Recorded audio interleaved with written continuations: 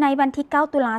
2025 ทานพลตรีใส่ใจกรมสิทธิ์ของรัฐมนตรีกระทรวงป้องกันประเทศหัวหน้ากรมใหญ่เสนาธิการกองทัพประชาชนลาวได้ต้อนรับทานพันโทนางมาเลเจ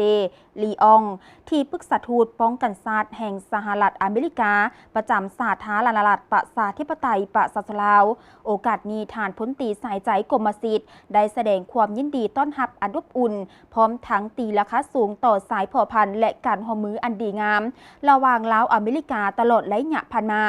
ซึ่งได้ประกอบส่วนเข้าในการเสริมขยายการร่วมมือเข้าในการพัฒนาเศรษฐกิจสังคม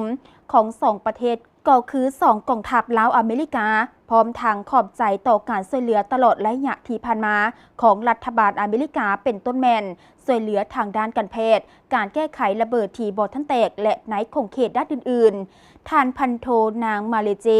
ลีอองได้แสดงความขอบใจต่อทานรองรัฐมนตรีกระทรวงป้องกันประเทศที่ได้ให้การต้อนรับอย่างอบอุ่น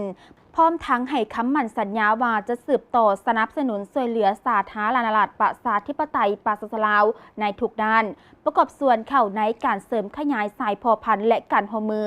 ระหว่าง2 ประเทศก็คือ2 กองทัพอเมริกาลาวให้นับมือได้รับการพัฒนา